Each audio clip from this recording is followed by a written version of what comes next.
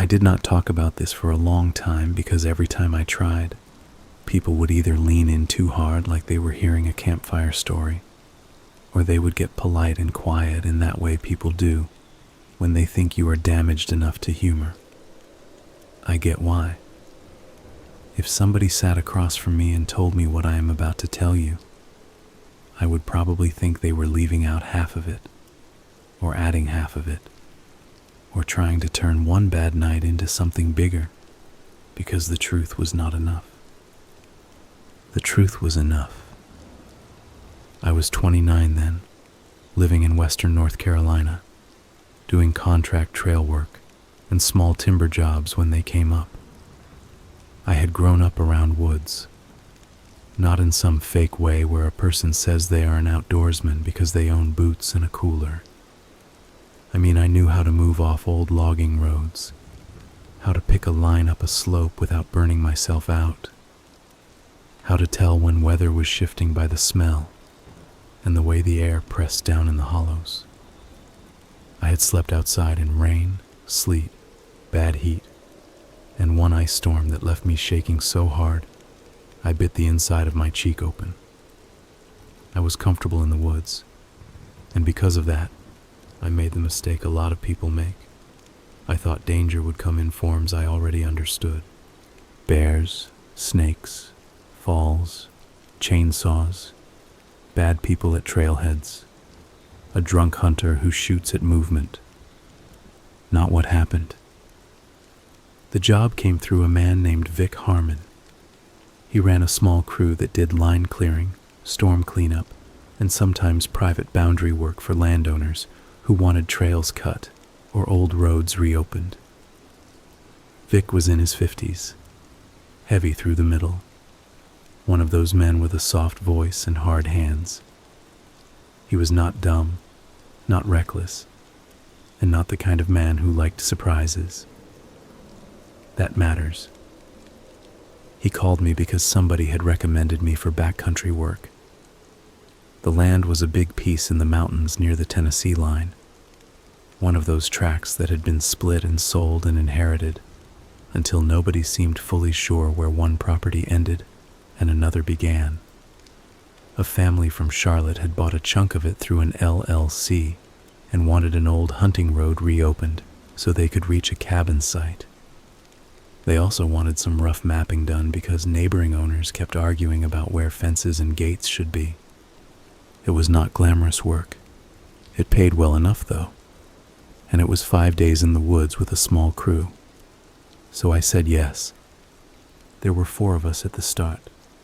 Vic, me, a kid named Noah who was 23 and strong as a horse and talked too much, and a woman named Lee who did survey work and knew more about topo maps and line history than the rest of us together. Lee was around my age, maybe a little older, quiet most of the time, dark hair always shoved under a ball cap, never seemed rattled by anything. I liked her right away because she did not perform competence. She just had it.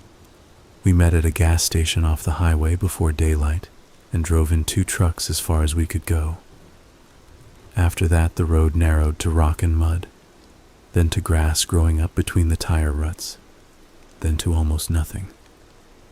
The place had once been logged hard. You could still see the marks of it everywhere. Cut banks, rusted cable buried in leaves, rotten stumps gone silver and soft, old spur roads falling back into the mountain. New growth had come in thick.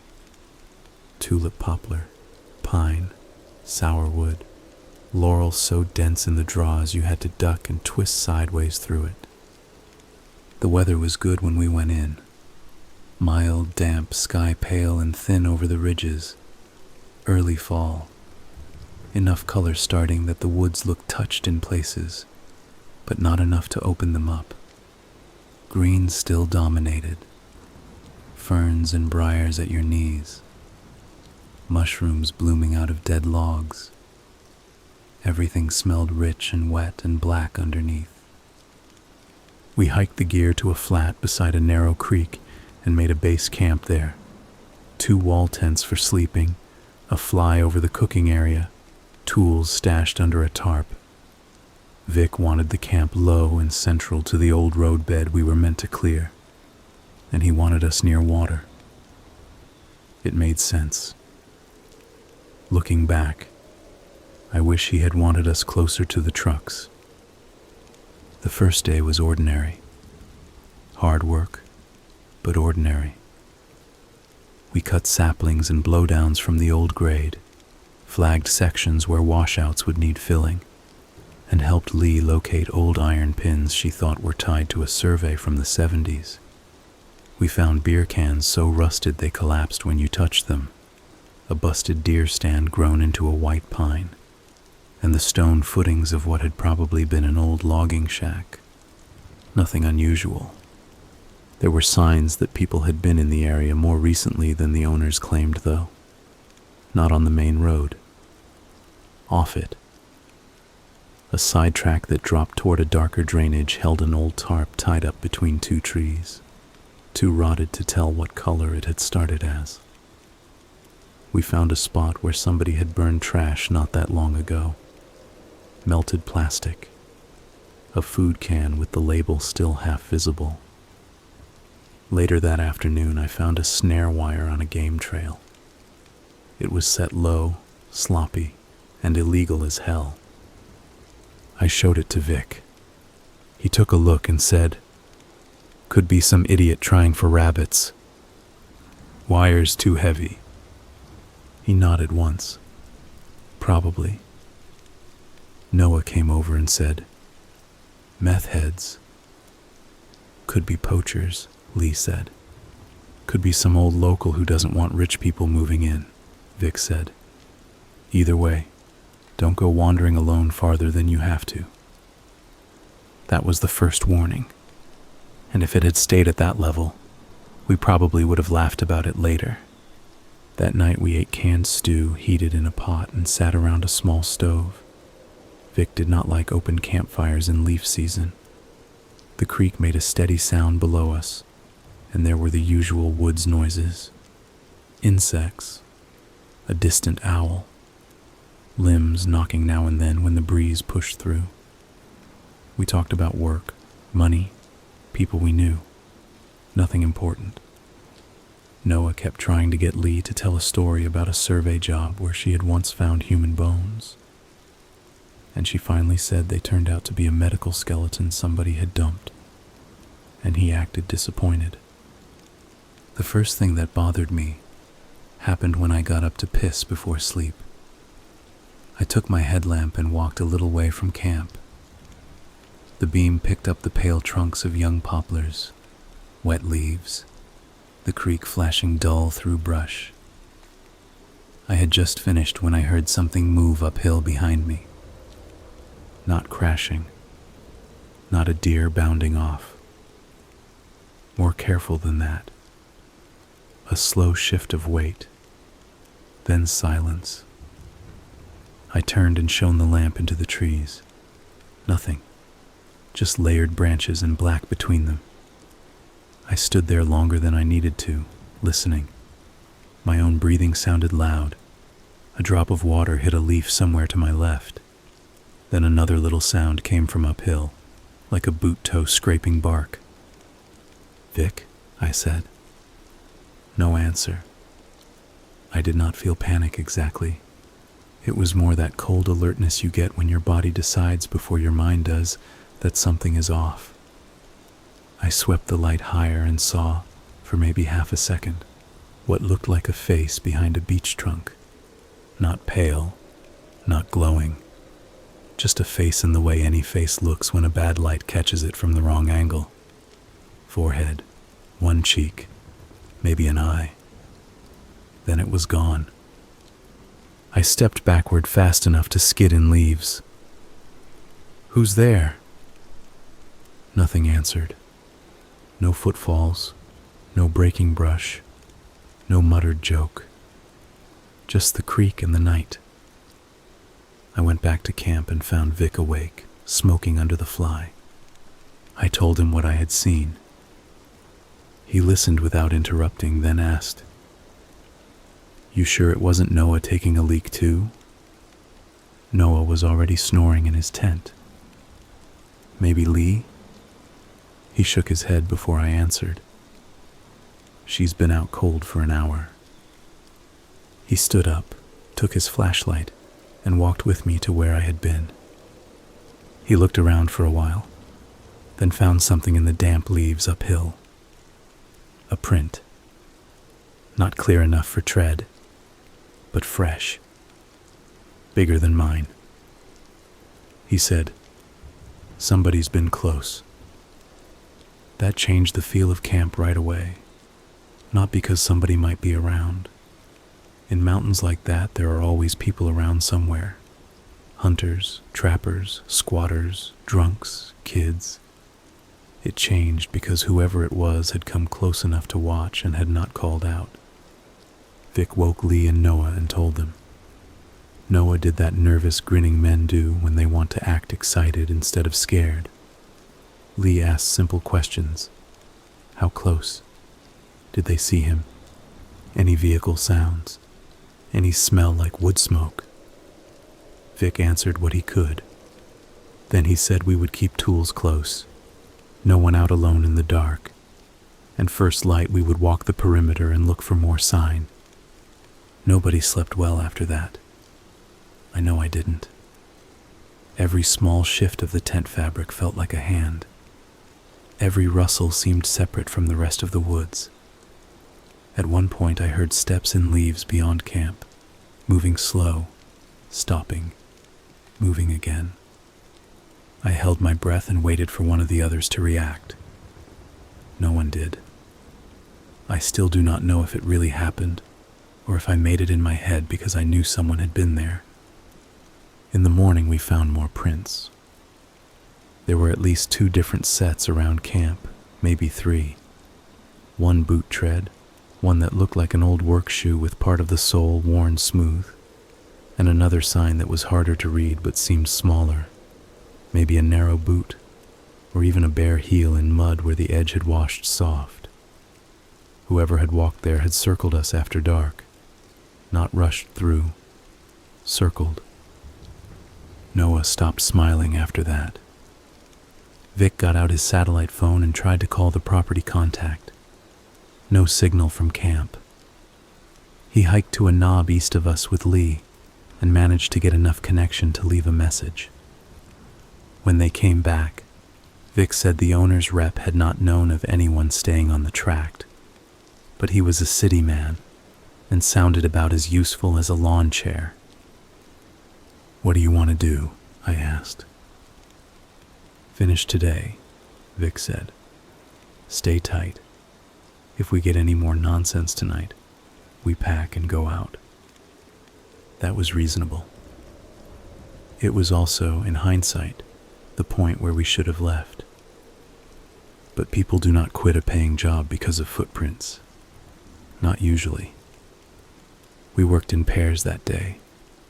Vic with Noah on the road clearing. Me with Lee helping mark line and check old corners along a ridge that fell off toward a cove thick with hemlock and rhododendron. The woods were quiet in that strange way they can be when sound seems to go up instead of out. No birdsong to speak of. Just our boots. The click of Lee's rangefinder. The occasional chop of tools far off where Vic and Noah were working. Around midday, Lee found an old fence line stapled into trees. The wire so swallowed by growth, it looked like the mountain had started digesting it. We followed it downslope toward a break in the ridge, and that was where we found the first real sign of habitation. There was a spring house tucked into the fold of the land, stone walls mostly collapsed, roof gone in.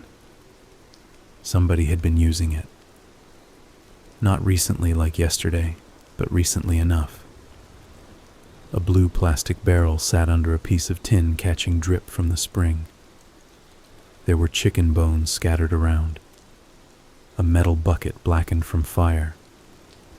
And hanging from a nail driven into the surviving beam was the skinned hide of something small and fresh enough that flies still worked it. Lee stared at it a moment and said, "That's not old." "No." The smell hit then, sour and meaty. Not full rot yet. Just blood and wet fur and stone water. We looked around without speaking much. There were tracks in the mud, booted and unbooted. One print, probably from a heavy man, had packed the toe deep. Near the back wall there was a nest of dirty blankets laid on wooden pallets. Not a drifter passing through. Somebody had slept there over and over. On one of the stones I saw a child's drawing book. Rain had swelled it. Most pages were stuck together. The cover had cartoon animals on it. I picked it up with 2 fingers and opened a page near the middle. Crayon marks. A house. Trees. A black shape next to the house that might have been a dog, or might have been nothing. The paper smelled moldy. Lee said, very flat, "Let's go." We headed back uphill quicker than we had come down. About halfway to the ridge, she caught my arm and pointed. Across the draw, maybe 80 yards away through trees, a person stood watching us. It was a woman, I think, small-framed, wearing a dirty gray coat too big for her and something dark tied around her head. She stood still enough that if Lee had not touched me, I might have missed her. One hand rested against a tree trunk. I could not see her face clearly, only that it was turned toward us. I raised my hand and called, "Hey, you staying out here?" She did not move. Lee said, "Don't go down there." I had not planned to, but being told that made me realize some part of me had been about to take a few steps. The woman kept watching. Then she moved behind the tree and was gone. We listened for brush movement but heard none. We went straight to Vic and Noah and told them what we'd found. Vic's face changed as we talked. He was not a man who showed much, but I saw the calculation in him. Illegal occupation was one thing. A family living hidden in the tract was another. That brought in a whole different set of problems. "We pack up," he said. Noah looked relieved. "Right now?" "Right now." What slowed us down was the equipment. There was too much to carry in one trip. Fuel, saws, tents, survey gear, food, hand tools.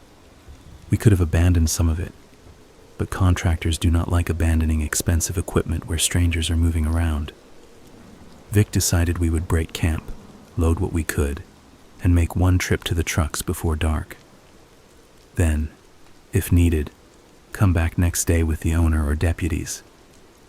None of us liked the plan, but it made sense at the time. By late afternoon, the sky had turned low and gray. Not rain yet, but close. We were moving fast, not talking much. Every sound in the woods seemed sharper because of what we now knew. Somebody had been watching us. Somebody lived down there, maybe with children. That made everything murkier. You don't barge into a hidden camp and start shouting. You also don't pretend it is normal.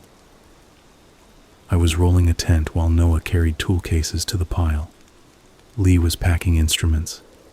Vic had gone to drag a fuel can from where we'd stashed it behind a log. Then I heard him call my name. Not shouting. Not panicked. Just tight. I went around the tarp and saw the fuel can on its side, gas leaking into leaves. Beside it lay a dead raccoon. Its throat had been cut open clean, almost to the spine. Somebody had laid it there deliberately. Its front paws were tied together with survey flagging. Red flagging, ours. For a second, my brain refused to make sense of what I was seeing. I knew that flagging. Lee had been using that roll all day. Jesus, Noah said behind me. Lee came over and stopped dead. Vic looked at the fuel can and said, "They've been in camp while we were here." That was when fear really set in.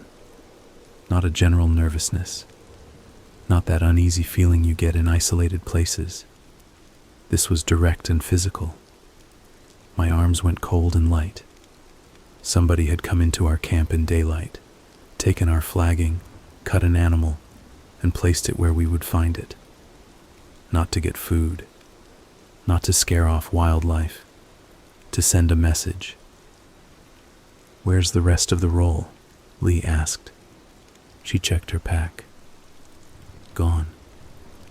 Vic said, "Everything on backs now. Leave the bulky stuff. We move." We loaded as much as we could carry and headed out on the old road.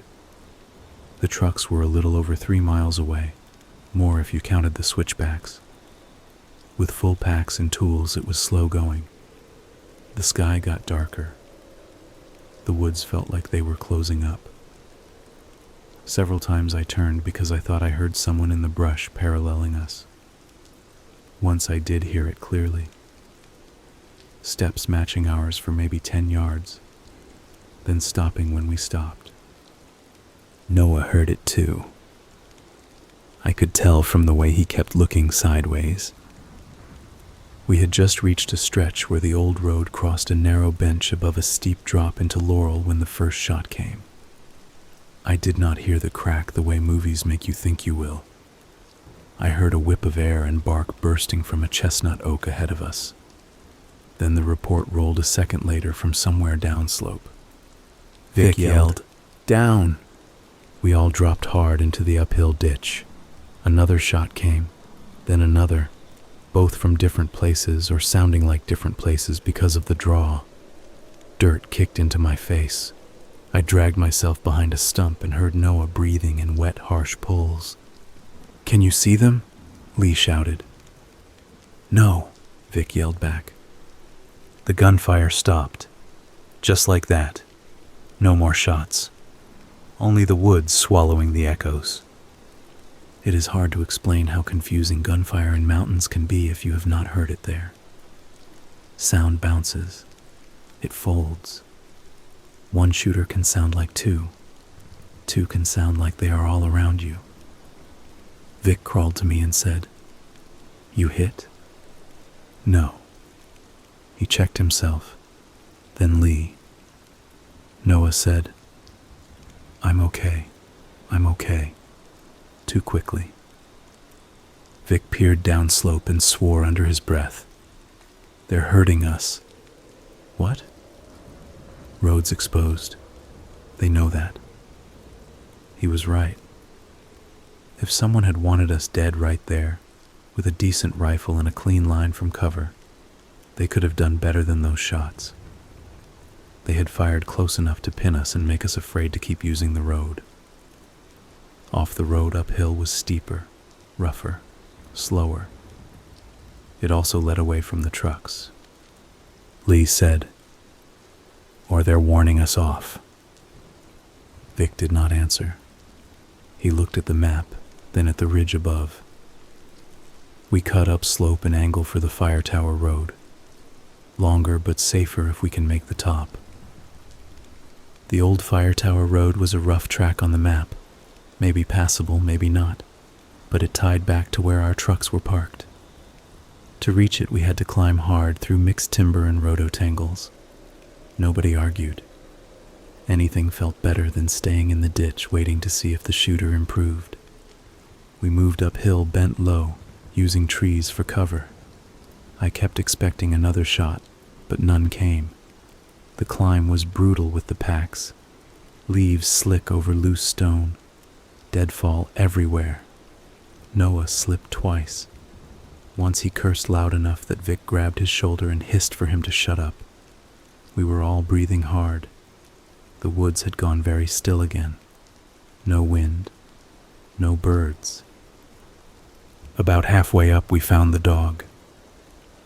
It was hanging from a branch by a cable around its neck. A brown hound, swollen and stiff. probably dead a few days. Its belly had been slit. Something had chewed at it after. Beneath it on the ground sat Noah's bright orange hard hat. He had left it clipped to his pack at camp. Noah made a noise I have never forgotten. It was not a yell. It was the sound a person makes when their mind is trying to reject what they are seeing, but their body already believes it. He backed up and fell on his ass in the leaves. Vic said, "Keep moving." "Man, what the hell is this?" Noah said, voice breaking. "Move." We moved. But now the fear had changed shape again. Before, I thought we were dealing with squatters or poachers who wanted us gone. This was personal in a way I did not understand. They had been in our camp for hours, maybe longer. Close enough to take things, handle things, set things out for us. We were not being pushed off land by some angry local. We were inside somebody else's game. Near the top of the ridge it started raining, light at first, then steady. That made everything worse. Wet leaves underfoot, visibility shrinking, sound muddied. Our clothes clung and our packs got heavier.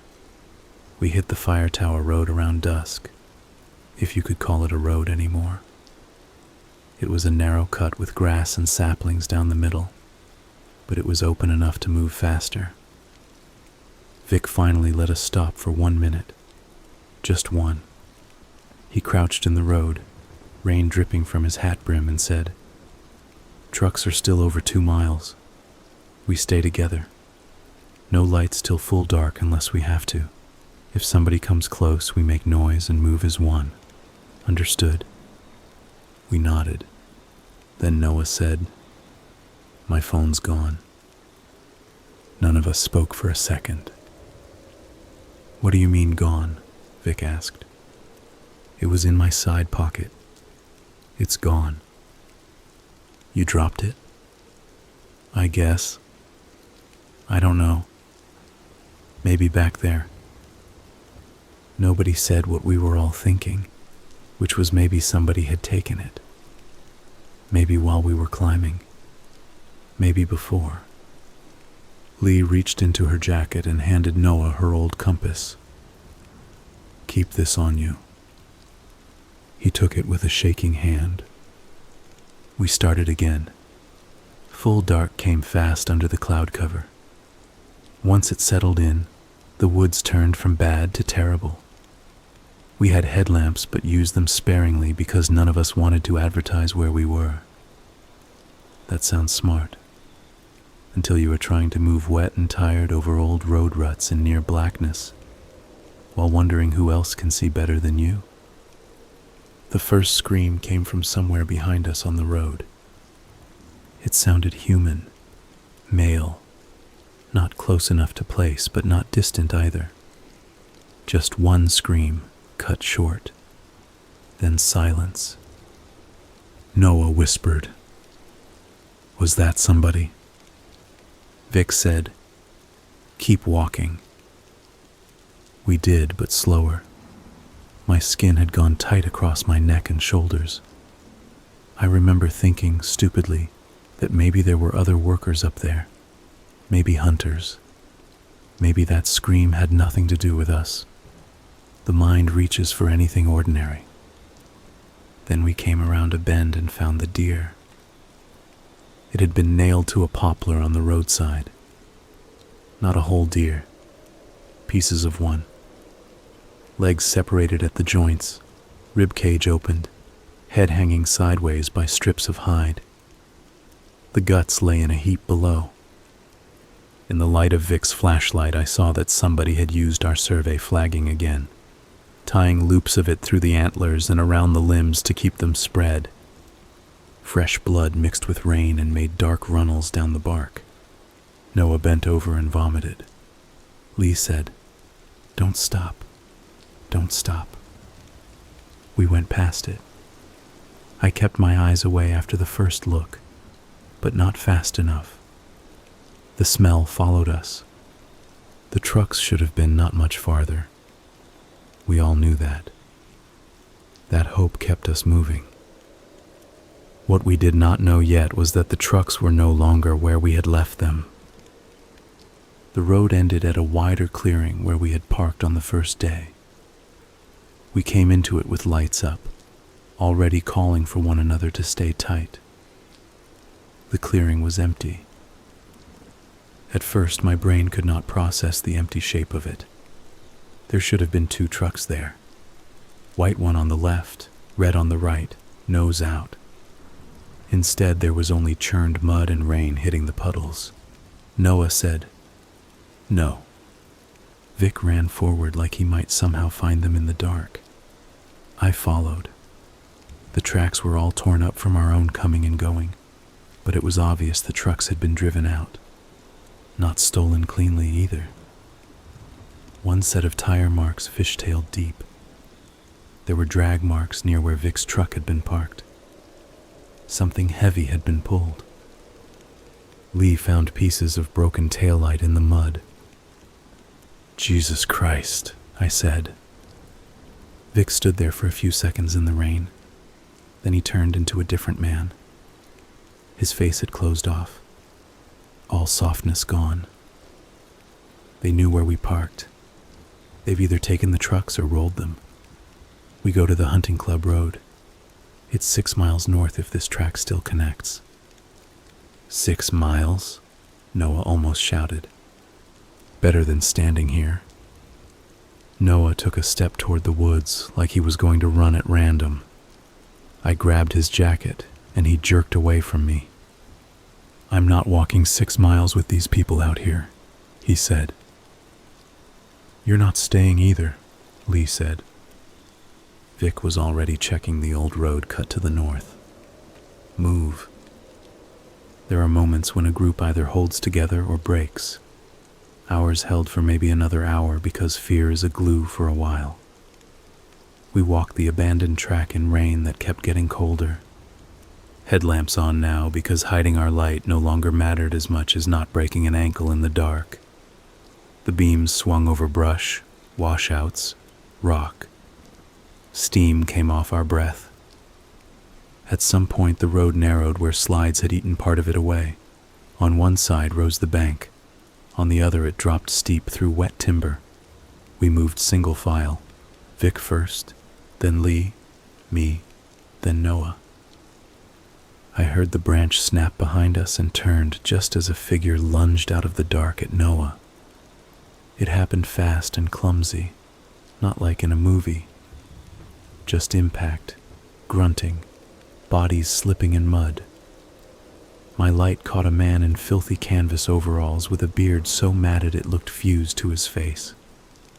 He had one arm around Noah's neck and something in his other hand. Maybe a knife. Maybe a sharpened piece of metal. Noah screamed and both of them went over the edge. I dropped my pack and went after them before I thought better of it. I slid on my side through wet leaves and hit a stump hard enough to knock the wind out of me. My light spun wild. I heard thrashing below and Noah making choking sounds. By the time I got my feet under me, Vic and Lee were coming down too. The beams crossed over the scene below. The man had Noah on the ground, kneeling on his chest, sawing at his throat with a short blade. Not stabbing, sawing. Noah's hands were up under the attacker's face, pushing, clawing. Blood ran over his collar in black sheets in the rain. I shouted and charged. The man looked up at me. He had one eye clouded white and the other small and steady as a bird's. There was no panic in him, no rush. He seemed irritated to be interrupted. I hit him shoulder first. We rolled off Noah and slammed into a log. He smelled like wet wool, rot, and old meat. He swung the blade at me and caught my cheek. I felt heat and then numbness. I grabbed his wrist with both hands. He was stronger than he looked. Strong in that raw, tendon way some half-starved men are. Then Lee cracked him across the head with a Pulaski. Not the blade, the flat of it. Enough to stagger him. Vic was on him next, and in the confusion I saw Noah trying to rise, both hands at his neck, blood pumping through his fingers. The attacker twisted free from me and bit Vic's forearm through the sleeve. Vic roared and punched him. Lee swung again and this time caught him full in the temple with the ad side. The sound was thick and ugly. He dropped to one knee but did not go out. He tried to crawl. Vic snatched the axe from Lee and buried the blade in the back of the man's neck. The man collapsed face first and kicked twice. Nobody spoke for a second. Rain hit leaves. Noah made a horrible bubbling noise. I slid to him and pressed both hands over his wound, but I knew immediately it was too much. The cut had opened him from one side almost to the other. Deep. Too deep. He looked at me with shock, anger, and then something like embarrassment, as if he could not believe he was dying that stupidly in mud under a road. "Help me," he tried to say, but it came out wet and formless. Lee knelt opposite me and put pressure where she could. Vic was saying Noah's name over and over. The blood kept coming. It ran warm between my fingers, then cooler as the rain hit it. Noah's eyes moved from face to face like he was searching for the one that could fix it. There wasn't one. He died in under a minute. There is no clean way to say that. One moment he was looking at us. Then his body made a last effort. His legs kicked, and the tension left his face all at once.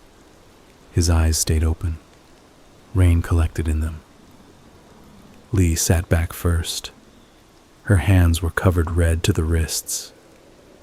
Vic stood in the rain with the axe hanging from one hand and stared at the dead attacker. I was the one who finally said, "There are more." That pulled us back into ourselves. We searched the body quickly.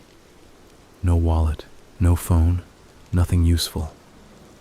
The blade he'd used on Noah was a cut-down boning knife with electrical tape on the handle. In his pocket were 2 of our protein bars and a piece of red flagging tied into a knot. Lee said, "We can't carry Noah." I hated her for saying it because she was right. Vic looked at Noah and then at the dead man, and for a second I thought he might just sit down and stop functioning. Instead, he wiped rain from his face and said, "We take his pack and keep moving." No one argued. We took what mattered. Warm layers, first aid, 1 flashlight. I do not remember if anyone said goodbye to Noah. I don't think so. It felt impossible and stupid and too final. Before we climbed back to the road, I looked at the dead attacker again. Up close, he was older than I had thought. Maybe 50, maybe 60. Hard years make that impossible to tell. His teeth were broken. His beard held scraps of leaves and what looked like dried blood from older cuts around his mouth. His hands were thick with scar tissue. On his wrist he wore a strip of braided cloth made from old shirt fabric. Human. Entirely human. That should have made me feel better. It did not. We got back onto the road and kept going north. Nobody talked except to say hole or branch or wait. The rain eased after a while, then stopped. Mist took its place, hanging low through the trees and turning our lights into pale tunnels. My face stung where the knife had cut me. Vic's arm was bleeding through his sleeve. Lee had a bruise swelling along her jaw where a branch or an elbow had caught her in the fight. Somewhere ahead a child laughed. That is what it sounded like. A quick, bright laugh. Then another, farther off. We stopped at once. "No," Lee said softly. "No kids. Not now." The laugh came again, off to our right this time. High-pitched, almost playful. Then leaves moved. Vic lifted the axe. I had the dead man's knife now, which felt ridiculous and small in my hand. A shape darted between trees, too low for an adult. Then another shape behind it. We aimed our lights, but they were gone before the beams settled. Noah's drawing book flashed into my head for no good reason. "Keep going," Vic said, though his voice had gone hoarse. The road dipped into a saddle, and there we found proof that it did connect, though not in any way that helped. An old gate stood across it, chained open, with a hunting club sign so weathered the letters were barely readable. Past the gate, the road fell apart into gullies. No truck had been there in years. The map was outdated or wrong. Vic kicked the gatepost hard enough to hurt himself and cursed. Lee said, "Cabin." We both looked at her. The map showed an old line cabin west of here, less than a mile. "Still there?" I asked. "Maybe. Foundation at least. Roof if we're lucky." "Then what?" Vic said. "Shelter till daylight. Higher ground. One place to defend." He hated it because it meant hunkering down in their terrain, but the alternatives were worse. We were exhausted, one man dead, and we had no vehicles and no sure road out in darkness. So we left the failed track and cut west through mixed hardwoods toward where Lee thought the cabin might be. The woods there were rough and older, bigger trees, less underbrush in spots, more open between trunks, which sounds good until you realize it also means you can be seen farther. We moved slowly, sweeping lights, jumping at every shape. Once we found a line of strips tied to branches at eye level. Survey tape again. Our tape. Leading deeper west. Somebody had laid a trail for us. Vic tore each strip down as we passed. The cabin appeared out of the dark so suddenly it almost looked unreal. One moment there were only trees. Then the beam hit squared logs and a porch roof sagging under vines. It was larger than I expected, maybe 20 feet by 30, built long ago as a hunting camp or line shack. The porch had one corner fallen in. One shutter hung loose. The main door stood crooked on leather dry hinges, but the roof still mostly held, and the walls were solid. We went in fast and cleared it room by room, if you could call them rooms. One large main space, a side bunk room with built-in platforms, a tiny back area that might once have been storage. Empty at first glance, though old trash and nesting debris lay everywhere. The smell inside was dust, mouse droppings, damp wood, and something else underneath. Something stale and sweet. "Barricade," Vic said. We shoved a table, 2 bunks, and a rusted stove body against the door as best we could. Lee checked the windows.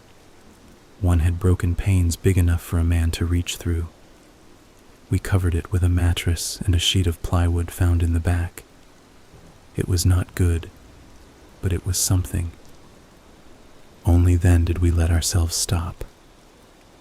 I sat on the floor with my back to the wall and started shaking. Not dramatic, just that deep involuntary tremor after too much adrenaline. Lee cleaned the cut on my face with water and gauze while I held still and clenched my teeth. Vic wrapped his arm. The bite had broken skin in 2 crescent arcs and torn cloth, but did not look deep enough for muscle damage. No one said Noah's name for a while. At some point, Lee found an old lantern on a shelf and got it working with a little fuel left in the tank. Its low yellow light made the cabin look even worse. On the walls I saw old nail holes, carved initials, a set of antlers hanging broken above the cold hearth. One corner of the room had black stains in the floorboards. Water maybe, maybe not. Vic finally said, "We hold here till first light, then straight east. Ridge, Creek, County Road." Lee nodded. "If they don't come in numbers." That sat in the room. "How many do you think?" I asked. She looked toward the dark window. "More than one family member. The man on the road wasn't alone. The woman at the spring house. The children, if those were children." Vic said, "We don't know what the hell they are." "They're people," I said. Maybe I said it for myself more than them. Lee glanced at me. "Yes, that's what worries me." It was fully night by then. Black outside the glassless windows beyond our patch jobs. The woods pressed right up against the cabin. Every trunk close to the walls felt like cover for somebody watching. We kept the lantern low and our headlamps off. We listened. At first there was nothing except the little metal hiss of the lantern and the settling sounds of old wood. Then footsteps crossed the porch. Slow. Measured. One set. They stopped outside the front door. No one moved. Something touched the door gently. Not pushing. Feeling. The handle clicked once. Then a woman's voice said, "You took Earl." Her voice was flat and not loud. Local accent under years of rough living. Middle-aged, maybe. Vic did not answer. The woman said, "You left my boy in the ditch." The hair rose on my arms. I realized she meant the man we had killed. Lee whispered, "Don't talk." The woman waited. Then she laughed once, low in her throat, not because anything was funny, but because she knew we were inside holding our breath. "You got one of ours," she said. "We got one of yours. That's fair." I clenched the knife so hard my hand hurt. Vic said, "We're leaving at daylight. Stay away from this cabin." There was a pause. Then she said, "No." We heard her footsteps move across the porch and down into the yard. After that came other sounds. Branches shifting. Murmurs too low to make out. One of them coughed. More than one person out there. Maybe several. Vic blew out a breath and said, "Okay." There is a point when fear turns mean. Mine did then. Not brave. Mean. I was so tired and raw and full of Noah's blood in my head that some piece of me stopped wanting escape and started wanting damage. I remember thinking, if they come through that door, I will open their faces with this knife, even if it gets me killed 2 seconds later. Hours crawled by. We took turns near the door and windows. Nobody really rested. Once something bumped the wall from outside and moved along it, scratching the logs. Another time we heard whispering under the broken window.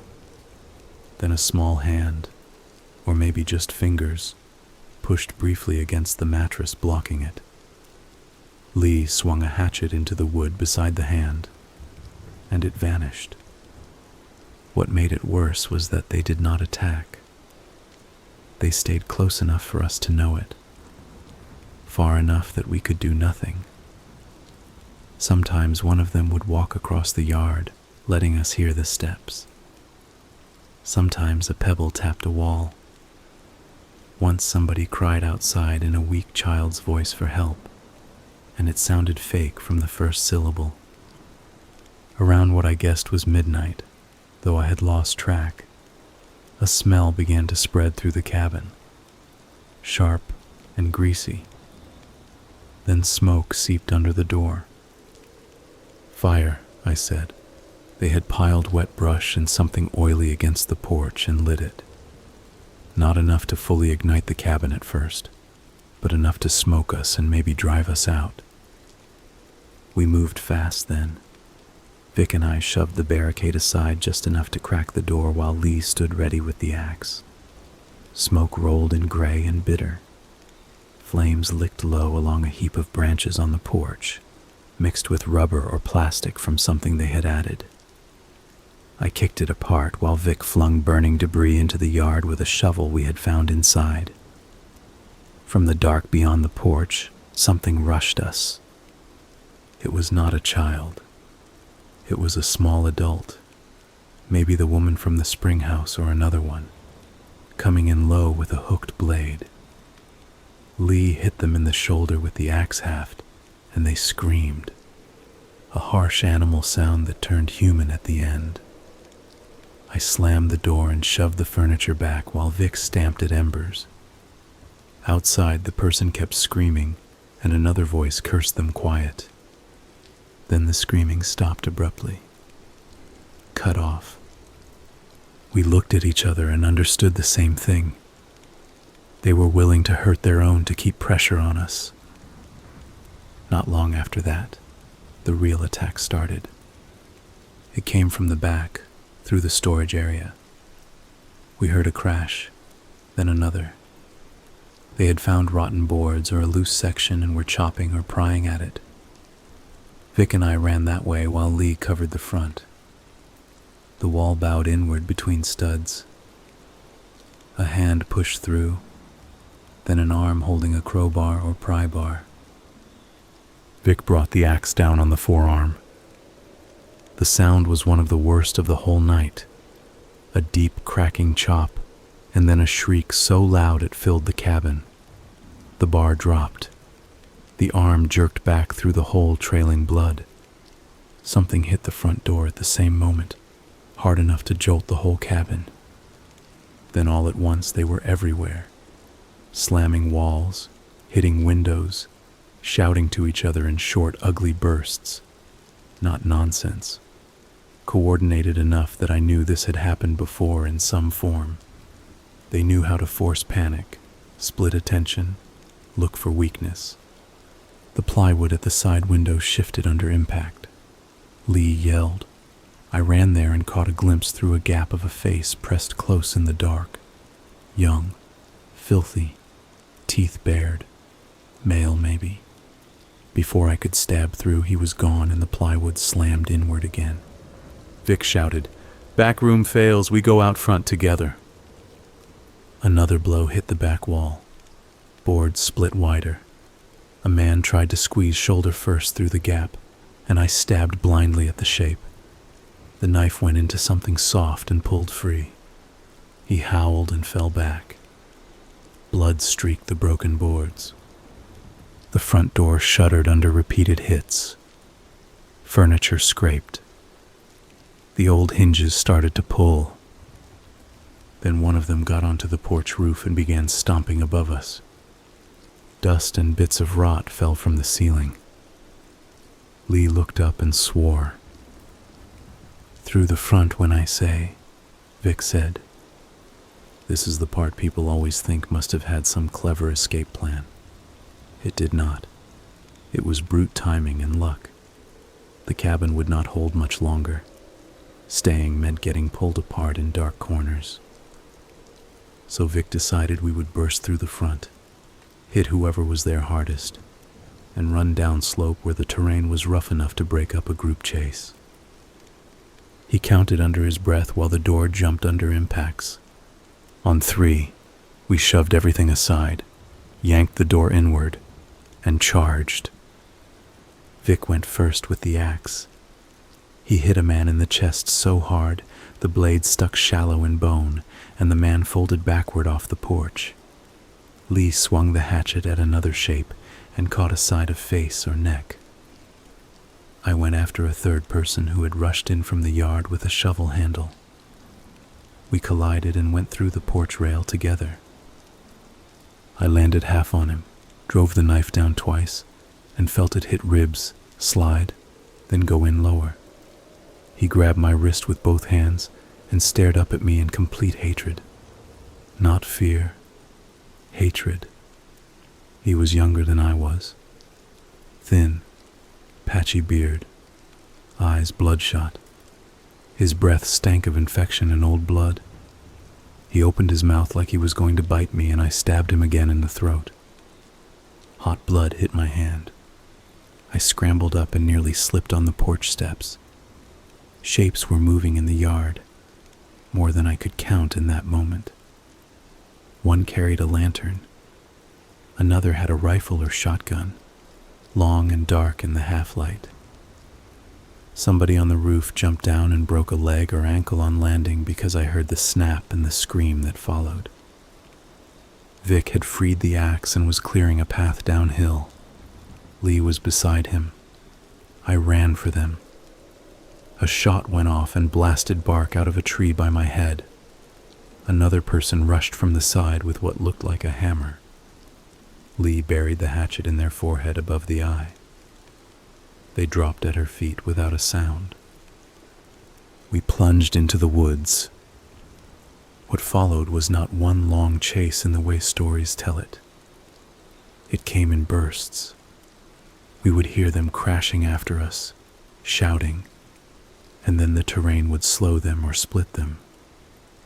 Then it would go quiet for a minute except for our own desperate movement, and I would think maybe we had opened distance. Then a light would flare through trees, or a voice would call from too close, and the fear would hit fresh again. We went downhill hard through Laurel and Slick Rock, using no lights now because there was enough thin moon glow through the overcast breaks to keep from running blind. I fell 3 times, once into a patch of greenbrier that tore my hands up. Vic nearly pitched over a bluff edge and caught a sapling at the last second. Lee stayed terrifyingly steady, always picking the line, always turning just enough to make sure we were still behind her. At one point we reached a creek bottom choked with boulders. The water was cold and quick over the stones. Lee said, "In." We splashed upstream for maybe 100 yards to break our track. My boots filled and my legs cramped. Somewhere behind us a voice yelled from the bank. Then another answered from farther away. They had split up, smart enough to box us if they could. The creek bent under a stand of hemlocks, and there we found another structure. Not a full building. A root cellar or storm pit dug into the slope with a timbered front mostly collapsed. Lee saw it first and dragged us toward it. We squeezed inside through a low opening and pulled brush partly back over the entrance. It was dark, wet, and smelled like old earth and dead things. We crouched in mud while our breathing gradually slowed enough to hear outside. Voices passed nearby. One male, one female, talking low. I could not catch all of it. Fragments only. Blood trail, up to the rock. Mama said leave the old one if he runs. Then they moved off. Mama. The word chilled me more than anything else they had said. A family structure, not random ferals, not strung-out squatters in chaos. A unit with leadership and habits, and a place in those woods so fixed they had names for landmarks and roles for one another. Vic leaned close and whispered, "At dawn, straight creek to the road." Lee nodded. I whispered, "How many?" She hesitated. "At least 6, maybe more. I've seen 4 adults. Heard children. Could be older kids." Vic rubbed a hand over his face. In the dark, his outline looked suddenly much older. "We need one of their weapons." "We need distance," Lee said. No one mentioned that Noah was dead because we had underestimated them. No one said we had already killed at least 3, maybe 4. Numbers had stopped meaning much. We were inside something that did not run on the same calculations as normal people. We stayed in that hole until the first gray of morning showed through the brush. It felt like an entire life. I dozed for seconds at a time and jerked awake, certain someone was inches from my face. Once I thought I heard breathing just outside the entrance, but it might have been the creek. My hands ached from gripping the knife. Dried blood made the handle tacky. When it was light enough to move, we crawled out stiff and soaked. Mist hung in the bottom and the world looked washed pale, almost peaceful if you ignored the fact that I had blood up both sleeves. We followed the creek east. The plan was simple. Water led to a larger stream, which crossed under a county road shown on the map. From there, if the map was right, we could reach houses in a few miles. Maybe less. For the first half hour, nothing happened. Birds even started up again in thin morning bursts. I began to think maybe we had outlasted them. Maybe daylight changed the balance. Then we found Noah's pack hanging from a sycamore limb over the creek. It had been opened and emptied. His clothes and gear were strewn in the shallows. Tied to the strap was Lee's compass. Vic took the pack down and threw it into the water so hard it splashed all three of us. He did not say a word. Farther on, the creek broadened around a gravel bar. On the far side stood a little girl. She was maybe 8 years old, maybe 10. Dirty bare legs, oversized red sweater hanging to mid-thigh, hair hacked short with chunks missing. She held a dead squirrel by the tail and watched us with a blank expression. No one moved. Then she smiled. Not sweetly, not shy. Just a small smile that showed one broken tooth. Lee said, "Keep walking. Don't go near her." The girl lifted her free hand and pointed upstream behind us. I turned before I could stop myself. A man came out of the trees on our bank with a shotgun. He fired and the blast hit Vic in the side. Vic spun and fell into the creek with a noise that was more surprise than pain. The force of it carried him against a rock. Water around him bloomed red. Lee moved faster than I would have believed possible. She went straight at the shooter while he was pumping the action. He fired again wild and the shot tore leaves above us. She buried the hatchet in his forearm before he could bring the gun back. He screamed and dropped it. I lunged for the shotgun. The man kicked me in the mouth hard enough to split my lip, and I went down on one knee. The little girl on the far bank started laughing. The shooter drew a knife with his good hand and slashed at Lee. It cut her jacket from shoulder to ribs.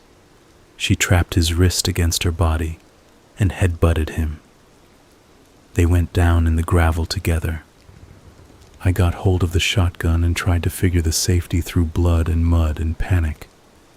By the time I raised it, Lee had the man under her and was smashing his face with a rock. Again and again. His legs kicked, then stopped. The little girl vanished into the trees on the far bank. I ran to Vic. The first shot had hit low under his ribs and maybe caught part of his hip. It was bad, very bad. Blood came through his fingers and pulses when he tried to press the wound. He looked at me and managed, "Can't walk." "You can," I said. "We'll get you up." He knew I was lying. I knew it too. Lee knelt, checked him, and her face answered before her mouth did. "We can drag him." Vic grabbed her wrist. No. She did not argue with him. That was the worst part.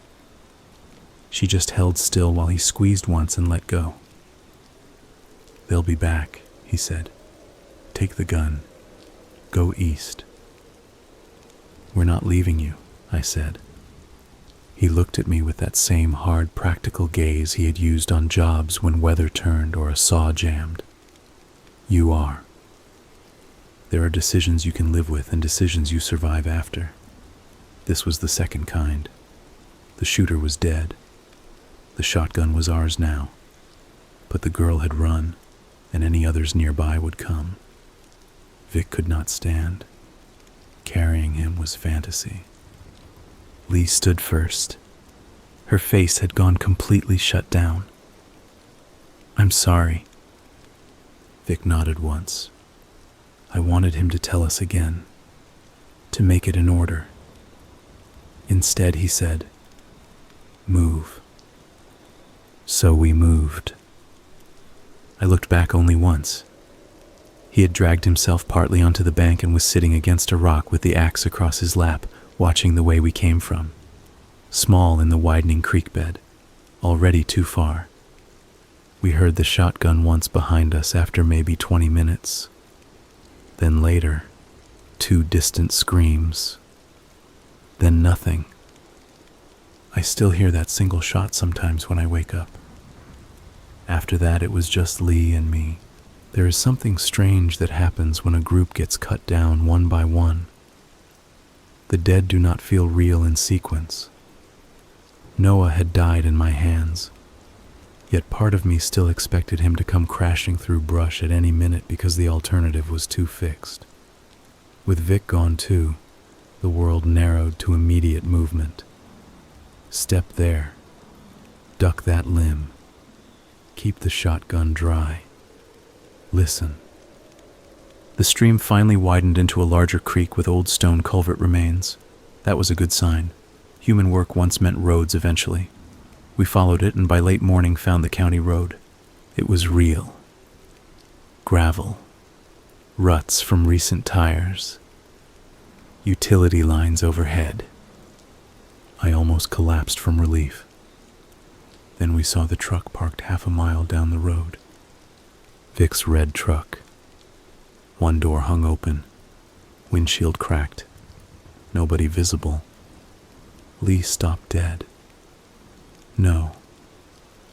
They can't drive all over those roads," I said, though my voice sounded thin. Enough to place it where we'd see. She was right. It was bait. Maybe empty. Maybe not. Maybe one of them behind it with the rifle. We left the road and paralleled through brush instead, keeping the truck in sight from the tree line. As we got closer, I saw blood on the driver door. Not much. Just a hand smear. No movement. We kept going past it. The first house on that road was farther than it looked. An old farmhouse with junk cars in the yard and a satellite dish hanging crooked from the eave. I almost cried when I saw it. Lee and I came out of the woods with hands up because we were covered in blood and armed and not thinking straight. The man on the porch raised a pistol before he understood we were not there to hurt him. After that, things got normal in the ugliest possible way. Calls, deputies, ambulance, questions we could barely answer. My memory of those first hours is broken and grainy. I remember a woman wrapping a blanket around my shoulders even though I kept saying I wasn't cold. I remember trying to tell a deputy there were children involved and watching his expression change. I remember a medic cleaning my face and asking me my name 3 separate times. The search that followed went on for days. State police, local deputies, dogs, even a helicopter. They found the cabin. They found blood everywhere. They found some of our gear, pieces of clothing, shell casings, bone pits from animals, traps, little camps hidden in folds of land where you could stand 20 yards away and never notice them. They found one body for sure besides the man by the cabin and the shooter in the creek. The one Lee had hit on the porch, I think. Hard to tell because animals had gotten to some of them before the search teams did. They never found the whole group. They found Vic. He was dead in the creek bed where we had left him, but not from blood loss alone. Someone had beaten him after the shot. His skull was crushed in 2 places. The axe was gone. They found Noah too, though not where we left him. He had been moved. I will not describe how. His family does not need that repeated, and neither do I. The official language bounced around for a while.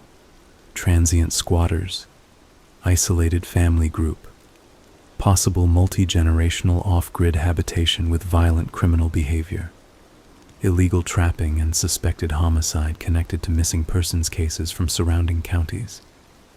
There were rumors about the family for years after. Inbred mountain people, cultists, escaped mental patients, people living off poached game and stolen livestock, moonshiners gone feral. Most of it was rumor because the truth was ugly enough without decorations. A small hidden clan had been living in those woods a long time. They avoided roads, stole what they needed, and killed when avoidance failed. That was all anyone could prove. A few things came out during the investigation that made the whole thing worse in a colder way.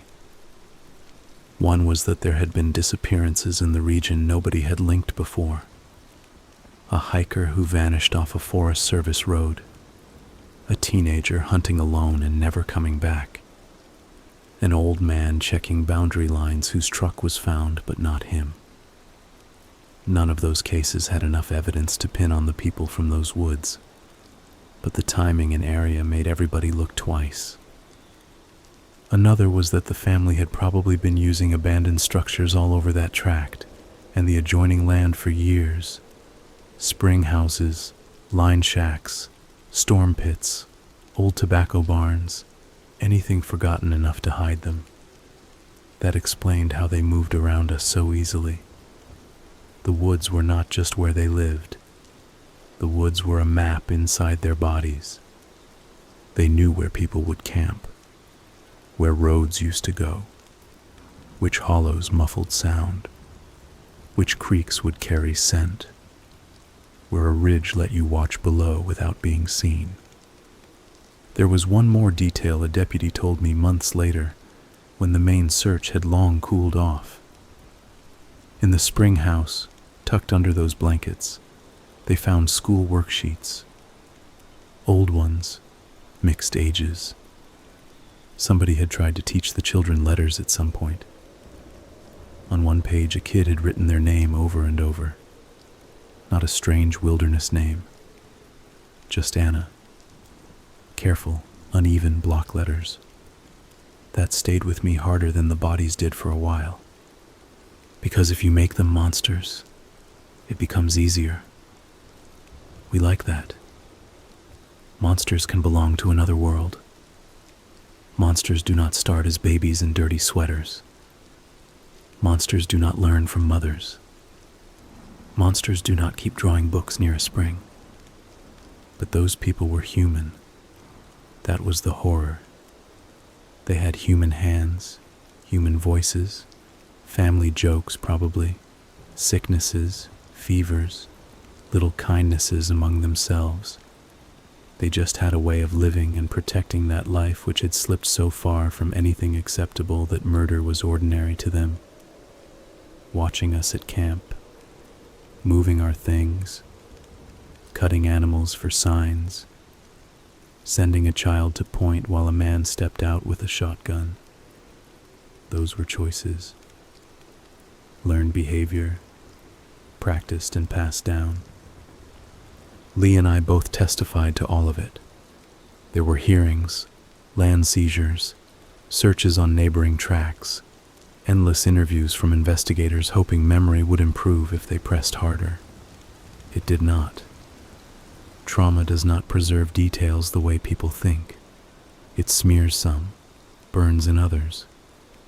I can still tell you exactly how the raccoon's paws looked tied with red flagging. I cannot tell you the color of the shirt Noah wore that first morning. Lee moved out west 2 years later. We spoke a few times after and then less and less. Last I heard she was doing survey work in Colorado and had married somebody who worked in wildfire management. I was glad. She deserved flat open places. I stayed in North Carolina another year before giving up woods work almost entirely. I still went outside, still hunted a little on posted clubland with plenty of people around, but I never again took a deep backcountry job. Never camped on private mountain tracks with broken ownership and old roads and nobody nearby. Some men can get hurt and go back to the exact same life to prove they are not changed. I was changed. What people always ask, when they ask at all, is whether I think they are still out there. Some of them, maybe not. There were enough signs of hard living, untreated injuries, and plain bad luck in that country that I doubt the older ones lasted long after the search pressure. But children grow. Roads get forgotten again. Forest swallows evidence quicker than any place I know. A person who has lived hidden all their life does not suddenly walk into a gas station and become ordinary because police drove the area for a few weeks. So yes, I think some of them got away, or others like them exist in pockets where nobody looks hard enough.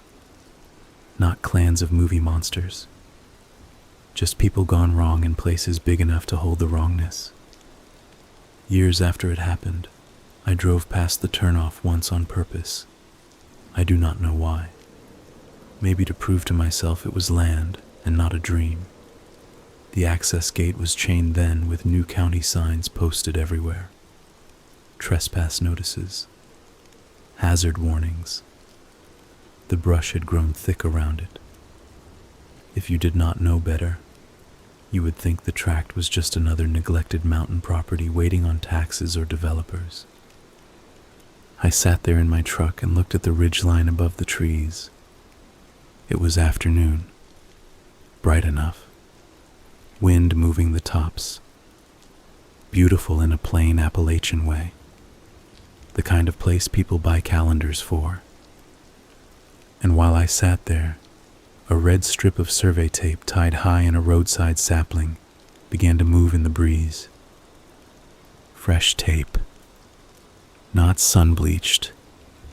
Not old. I told myself a deputy had marked something. A utility crew. Hunters. Anyone. Then I saw a second strip farther back in the brush, tied lower. Then a third one beyond it, just visible for an instant when the branches shifted. A line leading away from the road. I did not get out to check. I put the truck in reverse, backed down the gravel until I could turn, and left. That was 8 years ago. I have not been back. I still dream about the cabin sometimes. Not every night. Not even every month. In the dream, it is always just before the attack, when we are inside listening and they are outside walking around slow in the dark. The lantern is low. Smoke from our wet clothes hangs in the room. Nobody speaks because speaking would make it more real. We are all still alive in that moment. Noah is wiping rain off his face. Vic is leaning on the axe, listening. Lee is at the window with the hatchet. I am holding that stupid little knife and staring at the door. Then the woman outside says, "You took Earl." I wake up before the rest. That used to bother me, waking before the worst part. It felt like my own mind was cheating. But I understand it better now. The worst part was never the blood or the chase or the bodies after. The worst part was sitting in a dark wooden box in the deep woods and realizing the things outside were not animals, not ghosts, not anything impossible. They were neighbors of a kind. They had watched us unload our tools and build our camp and cook our supper. They had listened to us laugh. They had waited until they knew our habits. They had taken our things in broad daylight. They had sent their children close because children lower your guard. They had stood outside in the dark and spoken to us in plain human voices. And they had decided, together, that none of us were leaving those woods alive. 3 of us did not. That is the story. I do not tell it for thrill, and I do not tell it because I think every patch of deep timber hides a family of killers. Most woods are just woods. Most fear out there is weather, bad luck, and your own dumb choices. But there are places where people vanish into the land so completely that the line between home and hunting ground disappears. If you ever work a tract where the old roads do not match the maps, where illegal snares show up in fresh sign, where someone circles your camp without speaking, leave before pride starts doing your thinking. Do not wait for proof. We waited for proof. By the time we got it, Noah was choking on his own blood in the leaves. Vic was sitting alone in a creek with an axe across his knees. And somewhere in those woods, a little girl in a red sweater was laughing while her people closed in.